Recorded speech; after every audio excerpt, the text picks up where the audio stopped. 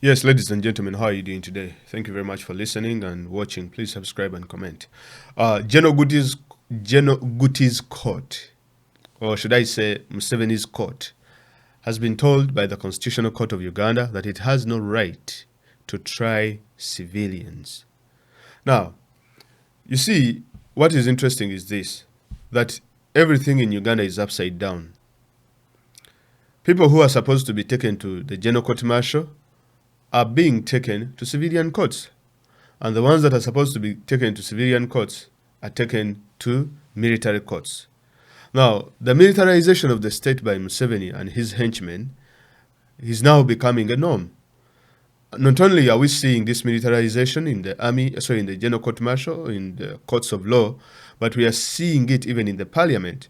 We have over 10 members of parliament that represent the UPDF with no justification at all. And it doesn't mean that if anything is constitutional, whatever, if anything is, this is what, like St. Augustine said, that unjust law is not law at all. If you go to South Africa, apartheid was law, but it was unjust. It wasn't a law that was good. So these guys come up with laws in order to make sure that they entrap Ugandans, and they use these laws to their advantage.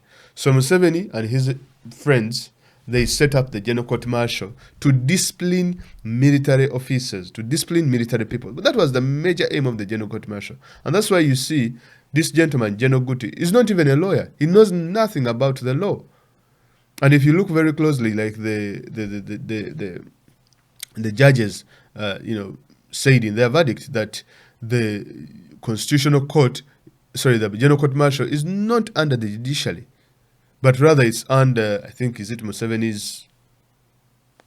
the executive, which is really interesting. Okay, now let's look it up and see. They said that today, the Constitutional Court has ruled that the Army Court Martial has no powers to try civilians.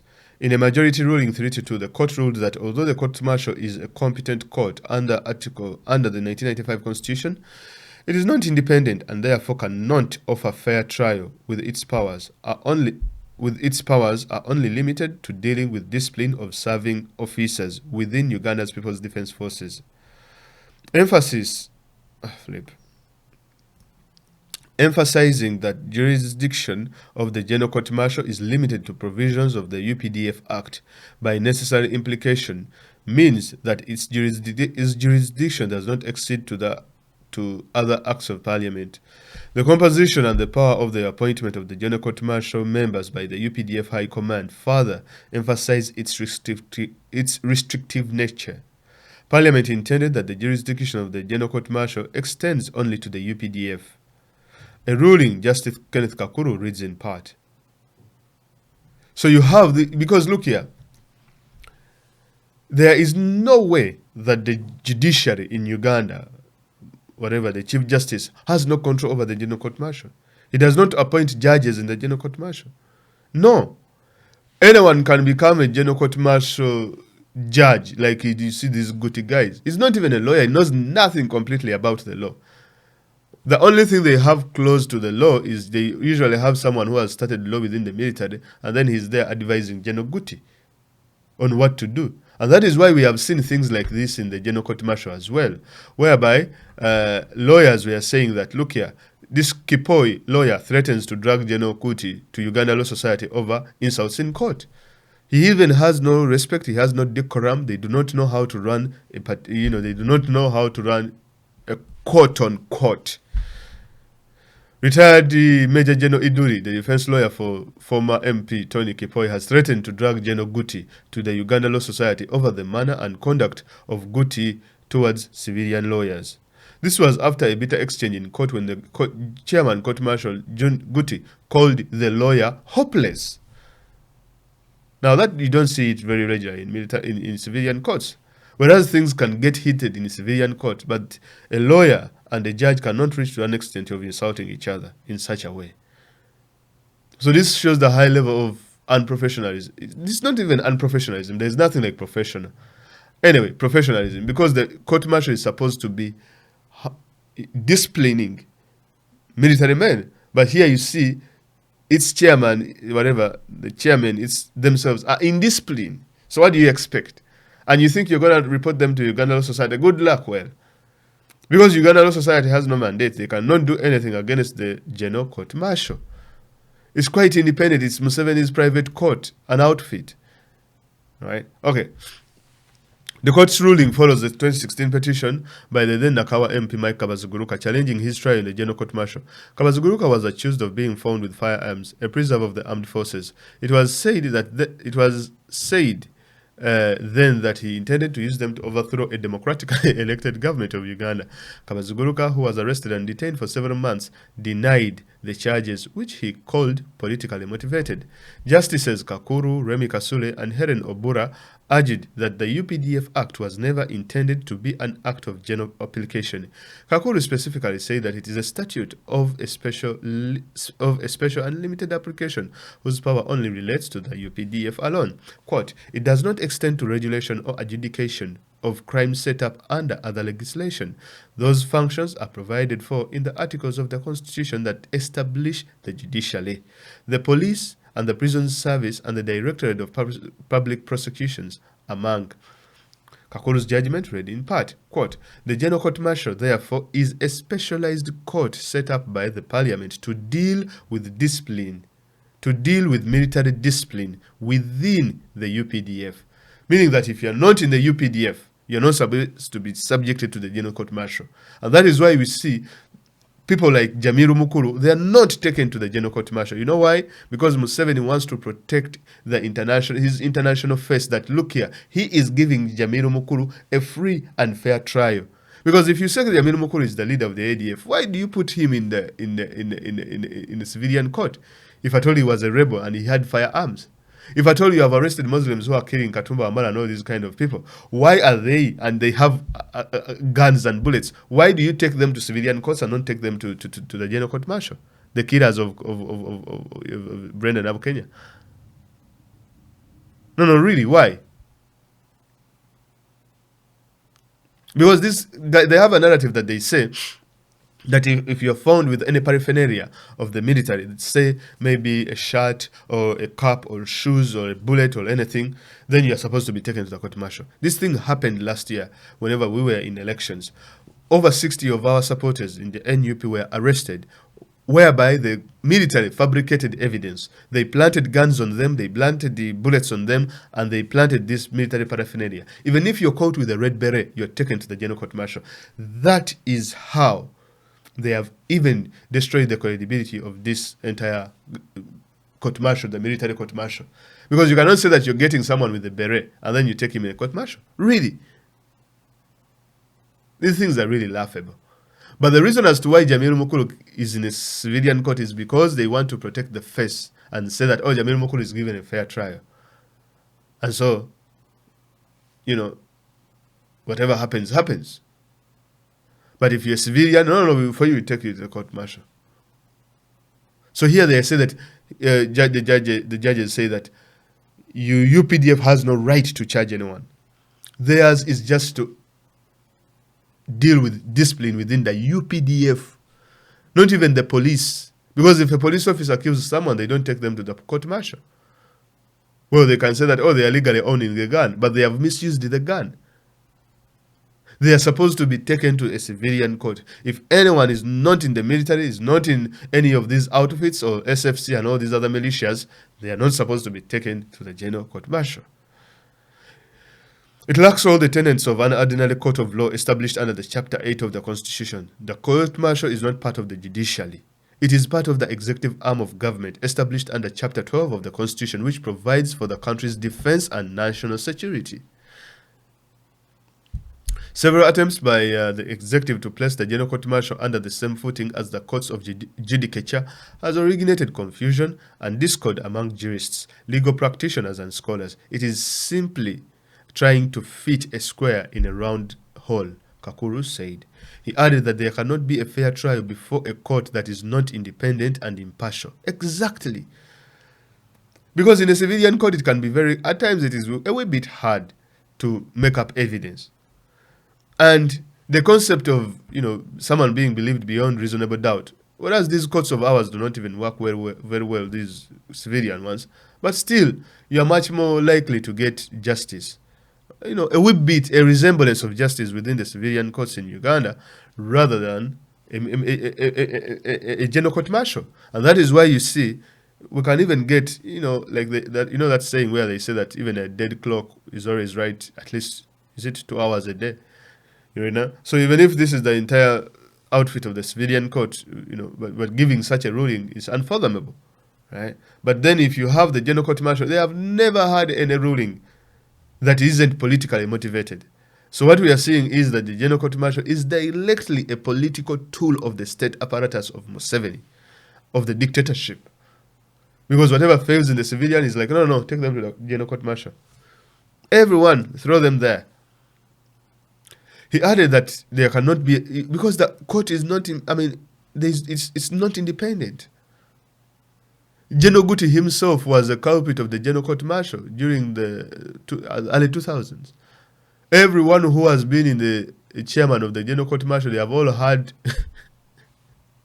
If you go and read about all these people, most of them, they are only appointed chairman of the general court martial as a reward, not as being competent individual in instilling discipline within the UPDF. It is just a reward for someone to go sit there and eat some money. Now, just because they don't want to punish their fellow military men because of what they did by killing people in November last year, what they do now is, no, guys, we don't have anything running and we have a budget. We need to show that we have used the money. Bring some civilians in here. So they bring the civilians and they charge them in order to create accountability. Absolutely crazy. Quote, I would order his... he added that there cannot be a fair trial before a court that is not independent and impartial. He subsequently ruled that because Kabazuguruka is not a person subject to military law and his trial under the UPDF Act is unconstitutional, the charges brought against him and the UPDF Act are unconstitutional, null and void, and of no effect. I would order his immediate release and discharge from the general court martial. His bail, if any, is ordered to be refunded. The ruling that awarded him costs read in part. The court also ruled that all those persons not subject to the military law are currently being tried before any military court. Their cases should be transferred to the civil courts under the Director of the Public Prosecutions, DPP, within 14 days from the date of judgment. All those persons not subject to the military law and who are currently serving sentences imposed by the authority of the military courts, contrary to the Constitution as set out in judgment, should have their case files transferred to the High Court Criminal Division for retrial or to be dealt with as the court may direct within 14 days of judgment. The judgment, however, notes that affected persons will remain in custody of bail until their cases are transferred and mentioned before the civil courts for further judgment. Quote, this judgment does not discharge or exonerate any person from any criminal responsibility, and as such, fresh charges may be brought by the DPP before the civil courts, it adds. However, in dissenting judgment, Justice Christopher Madrama and Stephen Musota ruled that for as long as the civilians are subject to military law, for example, in the case of being found with military hardware, then the court martial has powers to try them. Then, okay, Justice Christopher Madrama. Now, what if the military is the one that has planted what if it is the military that has planted the hardware? What happens? Because look here, the court martial is, number one, not independent and not impartial. And we have seen one time and again planting evidence, planting military hardware, and then charging people. And after fulfilling their ambitions, they release people and let go without any compensation, after being tortured and beaten. And then the cases collapse. So what happens if at all the court or these people plant evidence? What happens to them? Nothing. So this judge, Christopher Mandrama, and by the way, in the general court martial, there's nothing like proving beyond reasonable doubt. You are guilty before you are even charged. That's what happens in the general court martial. And how are you going to prove that? Because you're not even given a right to a fair hearing, you cannot even be granted bail and things of that sort. You know what that leads to? It leads to lawyers who are supposed to be protected by the judiciary going to these courts of law and then being abused from there as being stupid by a chairman who has never sat in any class of law. Well, if he sat in any, maybe he just didn't understand the law that he learned. Because discipline and justice are completely two different things. The judiciary is there to administer justice irrespective of anyone. The General Court Martial is there to administer discipline to people who belong to the UPDF, not to people who are being found with military hardware. And how do you describe military hardware? Well, you will tell me, oh, you go and read the UPDF Act. It describes the military hardware. So the Red Beret was no longer a paraphernalia of the UPDF. Now, all of a sudden, the UPDF, because it is the General Court Martial, they worked and then they gazetted it into the National Gazette and they said, oh, this is a product of the army. So now anyone found with the red beret is going to be arrested. But this was completely done as a result of Bobby Wine using the red beret as his symbol, because they just wanted to destabilize the entire system. And thus, the General Court Martial has lost its credibility. The judgments said, since enlistment into the army is voluntary, those who apply are well aware that they could be subjected to disciplinary action in the army court, and therefore civilians who opt not to join the army should never be subjected to the same court and laws they did not sign up for. The court further said that the civilian courts are courts that in civilian courts laws are designed to prevent undesirable behavior and ensure public safety and resolve disputes peacefully. While in the army, emphasis is more on discipline, with its judges under the command to enforce the oath of allegiance of its serving officers. Earlier in March this year, 49 MP party supporters lost their application in the High Court, which they sought to block their trial in the Army Court for illegal possession of ammunition. Lady Justice Esther Nambayo dismissed the application on grounds that it lacks merit, saying that the process leading to the arrest of the applicant and their subsequent prosecution in the military court was lawful. But you see, that is the problem. That judges are now making contradicting judgments.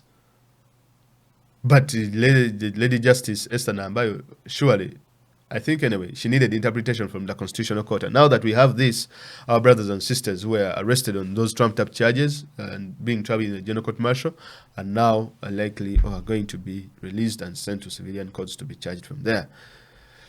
They were arrested on December 30th, 2020, en route to Kalangala district, where the former NUP presidential candidate Robert Kyagulanyi Ssentamu, aka Bobby Wine, was scheduled to hold campaigns. The suspects were aligned before Masaka Magistrates Court on January 4th, 2021, on charges of inciting violence and doing an act likely to spread diseases. They were granted bail, but were later rearrested by the security shortly after they returned to prison. On the 7th of January 2021, they were transferred to Machinje Barracks, where they appeared the next day in the court-martial for illegal possession of 4 bullets before being remanded to Kitalia prison. So 40 people were charged with the illegal possession of 40 people, 4 bullets.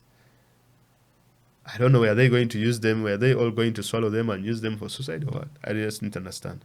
I'll leave it at that, guys. But that's the country that we live in. Nothing works in this government. Let's meet in the next one. Have a blessed one. Let me know what you think about this ruling. And I believe this is a landmark ruling. It's really interesting. Let's see where it leads and hope for the best. Bye-bye.